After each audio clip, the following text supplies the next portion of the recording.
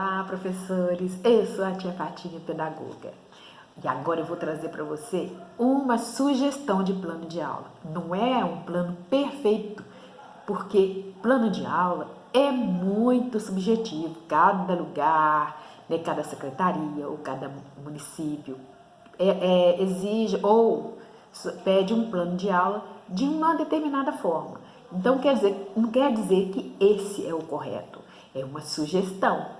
E, de repente, dentro das colocações que eu vou fazer aqui, você vai tendo outras ideias, tá? Primeira coisa, o público-alvo que eu coloquei é para crianças, né, de turma de terceiro ano, quarto ano. E se você ainda não trabalhou esses conceitos no quinto ano, ou se trabalhou de forma diferente, você também pode utilizar. Eu usei o tema, né, consciência negra, e eu utilizei produção de textos, escrita compartilhada autônoma, que vem lá do campo de atuação do cotidiano. E essa produção de texto que vem com a escrita compartilhada e autônoma, né, que vai compartilhar e com autonomia. Mas tudo isso eu vou explicar como você vai fazer. Essa escrita colaborativa, ela tem lá o seu código alfanumérico, que é o EF, que é Ensino Fundamental 05, LP 11. Então, é língua portuguesa. É registrar com autonomia anedotas, piadas e cartoons, dentre outros gêneros do campo da vida cotidiana, de acordo com as convenções do gênero e considerando a situação comunicativa e a finalidade do texto. Muito bem, eu sugiro para você, professor, que peça às crianças que registrem, depois de você conversar bastante delas, né, dialogarem, de vocês fazerem uma roda de conversa sobre as questões de raciais, não é? De injúrias raciais, também eu sugiro a você que peça às crianças que registrem o que elas conhecem, né, de expressões que pode ser injúria racial, não é? Que entra nesse campo de injúria racial, que a injúria, o objetivo dela é ofender a uma pessoa por causa da sua cor. Então, o que acontece? Você pode conversar com as crianças antes sobre tudo isso, não é? E elas vão falar de coisas que elas percebem ou mesmo coisas que elas ouvem e não comentam ou não têm oportunidade de comentar, não é? E coisas assim que são corriqueiras do dia a dia que elas ouvem e que elas não sabem se é injúria racial, né? Ou se é injúria ou se é racismo. Por quê? Você vai levar para as crianças que a diferença, ou você não vai falar para elas o que é, não. Deixe que elas pesquisem, né? Deixe que elas descubram, que elas tenham essa autonomia de fazer pesquisa. O que vem a ser injúria racial? O que vem a ser racismo, não é? E de repente elas vão pensar, nossa, hoje não se pode falar mais nada, que tudo é crime.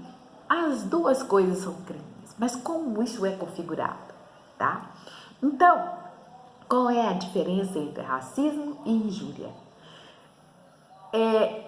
Eu fiz, para facilitar, não é, um quadro para você trabalhar com as crianças, e eu vou deixar para vocês aqui embaixo.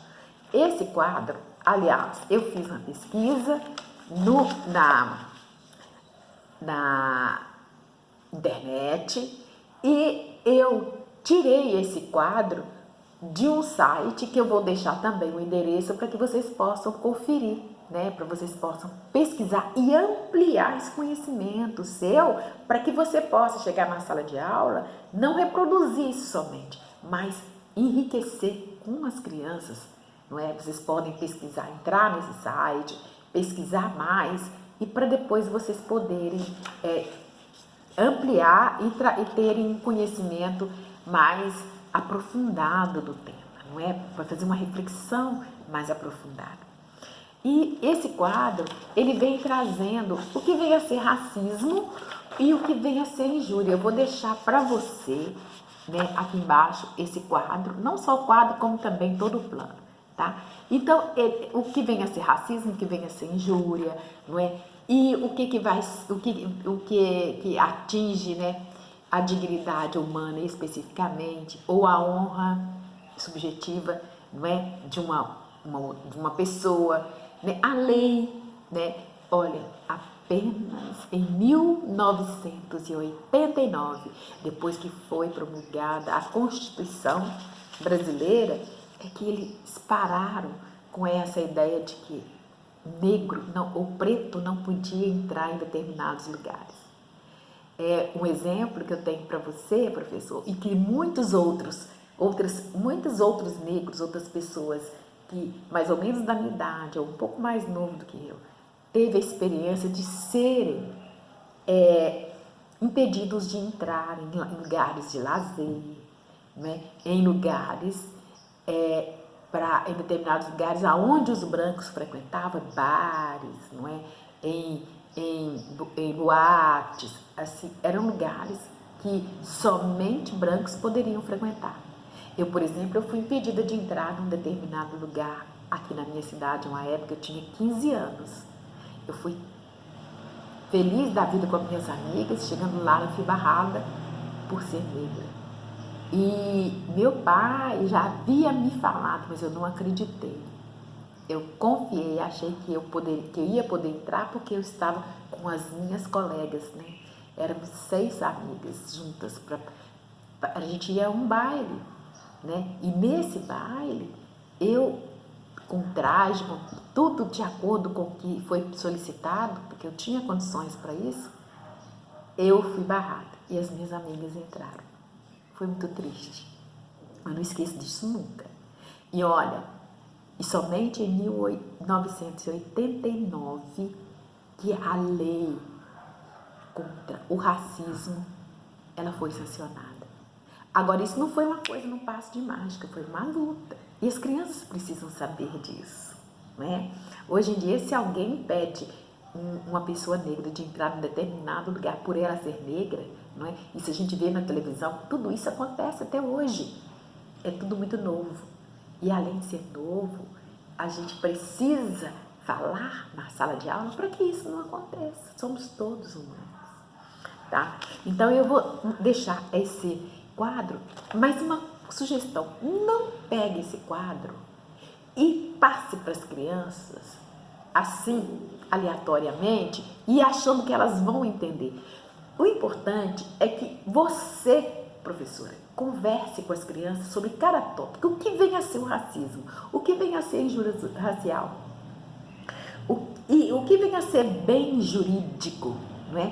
Aí você vai falar assim, mas eu tenho que lembrar. Realmente, se você quer trabalhar com o seu aluno dentro de uma perspectiva de conhecimento e ampliar, né, essa visão que ele tem do que vem a ser tudo isso, você precisa tirar um tempo, 15, meia hora que você tirar e estudar sobre isso, para você ir falando tópico por tópico, mas deixar que as crianças falem, elas vão falar do conhecimento que elas têm, das informações que elas recebem, e você, professor, vai transformar essa informação em conhecimento a partir daquilo que você leu.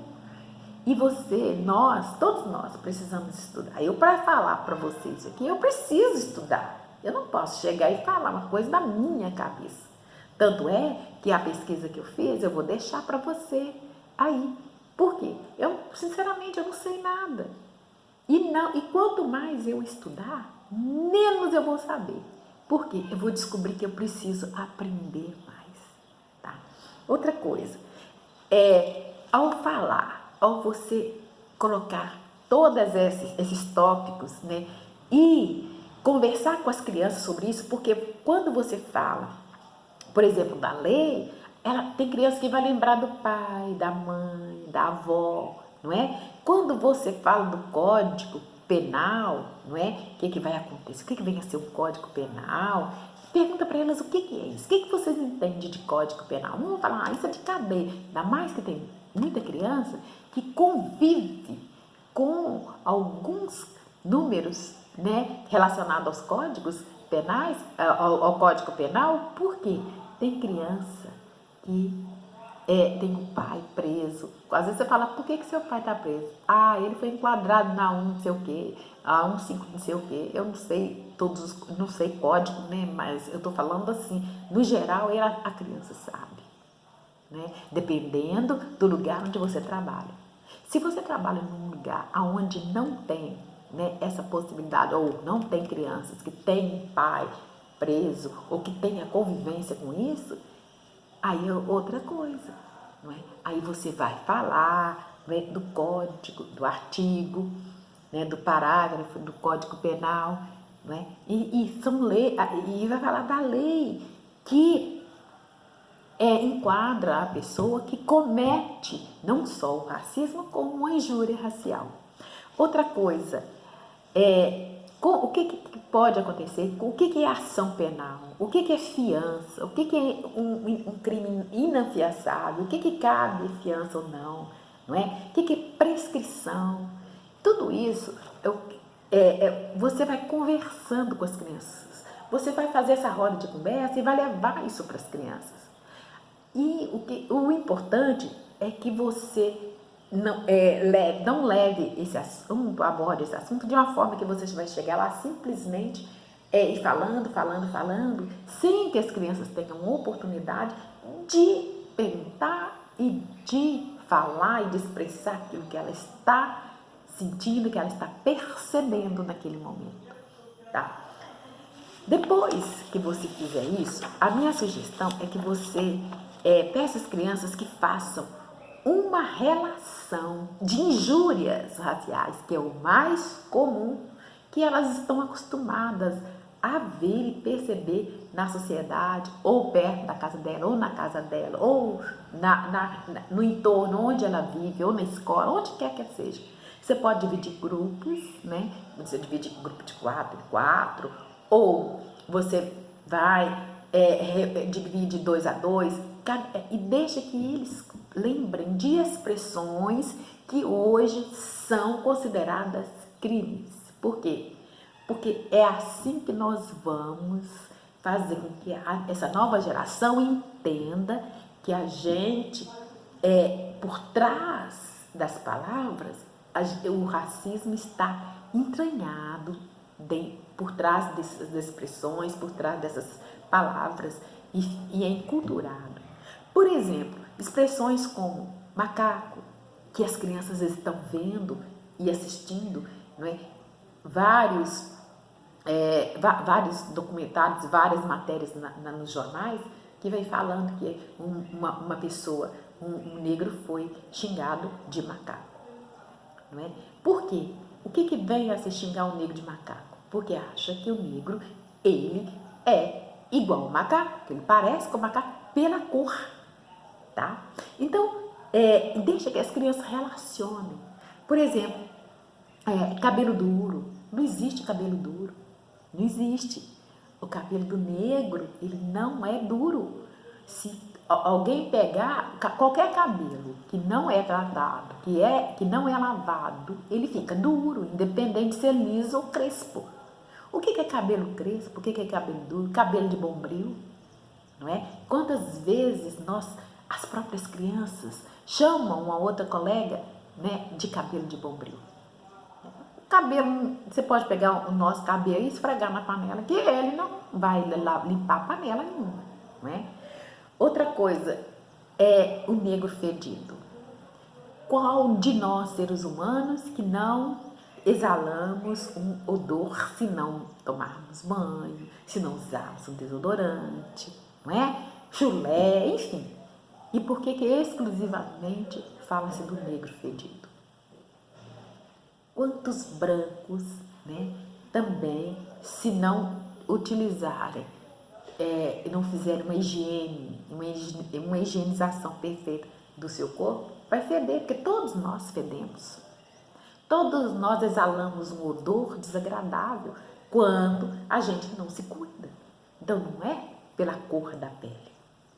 Outra coisa é, todo negro é bandido, ou todo bandido é negro.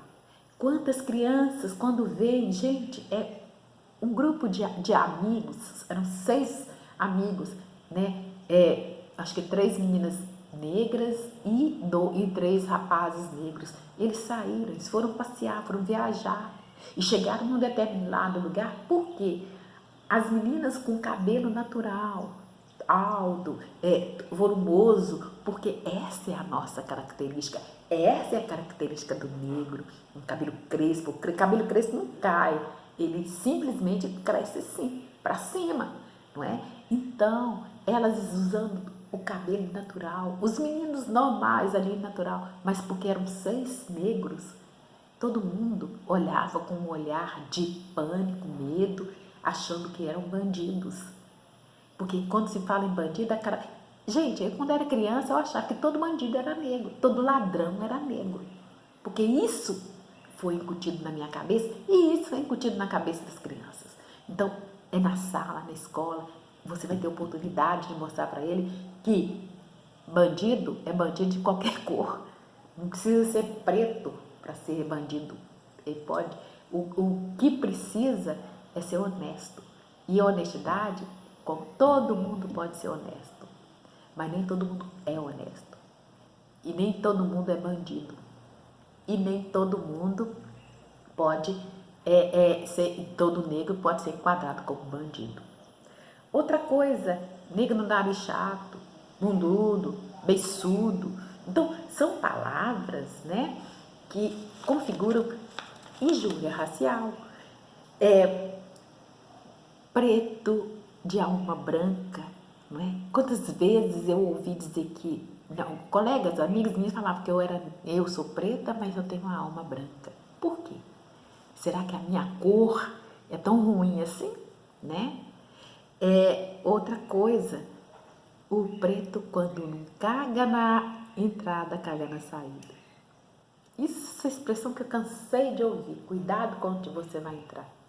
Porque todo preto é igual. Quando não caga na entrada, ele caga na saída. Quer dizer, o preto não pode errar, o preto não pode fazer nada que outra expressão, denigre. Denegrir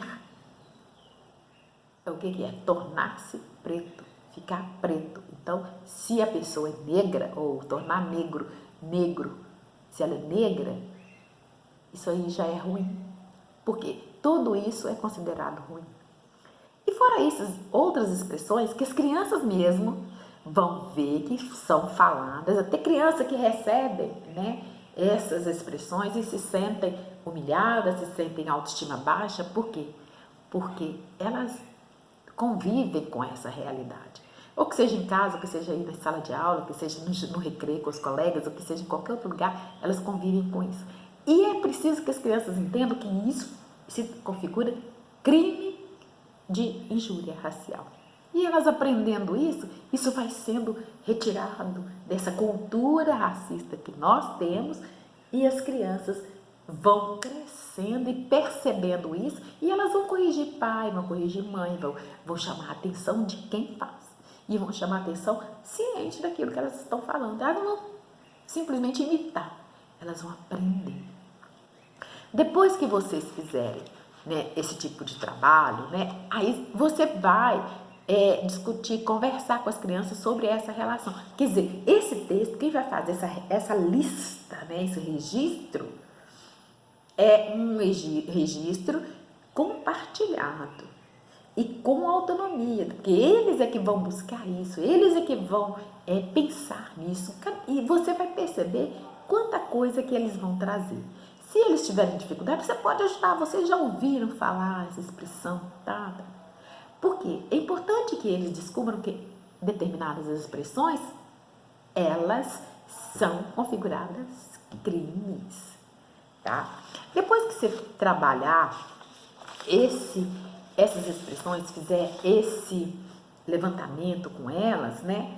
Outra coisa, o campo da vida pública. Você vai entrar nessa outra área campo da vida pública e produzir com as crianças um roteiro. O que nós podemos, o que nós aprendemos aqui hoje e que a gente pode levar para o outro, para as outras pessoas. Olha, é público. Então você vai fazer a mesma coisa.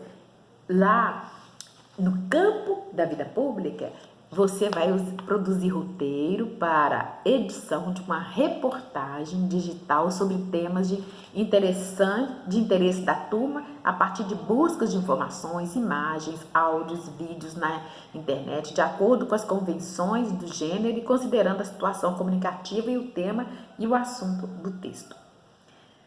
Com todas essas informações em mãos, escolha, veja com as crianças, né? Ou então você divide um grupo, um vai falar sobre racismo, outro fala sobre injúria racial, outro vai falar sobre as questões do que é injúria racial, por que as expressões que são usadas no dia a dia. Escolhe um tema e vai trabalhar com as crianças, isso, faz um vídeo com as crianças delas, falando o que a gente precisa descartar do nosso dia a dia, tirar da nossa cultura, para que todos nós sejamos considerados seres humanos e aprendamos a respeitar o outro com as suas diferenças, independente de raça, independente da etnia, da religião, né? Independente de qualquer coisa, o importante é que a gente aprenda a respeitar o outro. Seu plano de aula vai ser enriquecido de conhecimento e a conclusão que você e sua turma pode chegar é essa, é de respeitar o outro, porque o outro é ser humano, tem sentimento, tem emoções, tem direitos do mesmo jeito que qualquer criança ou qualquer pessoa branca. Então, eu tenho certeza, professora, que você pode contribuir muito e vai contribuir muito para que a sua turma compartilhe esse conhecimento de uma forma completamente diferente de outras vezes e de outras oportunidades que vocês tiveram. Por quê? Porque você vai levar conhecimento e não vai reproduzir aquilo que foi feito no ano anterior, não é? Você pode fazer um painel com as crianças, não é? Sobre o que vem a ser injúria racial, como acontece isso, levar matérias, reportagem, pedir às crianças que levam reportagem desses crimes, né? Racismo e injúria racial. Elas vão encontrar essas matérias e se elas tiverem dificuldade, você tem seu celular na mão aí para quê?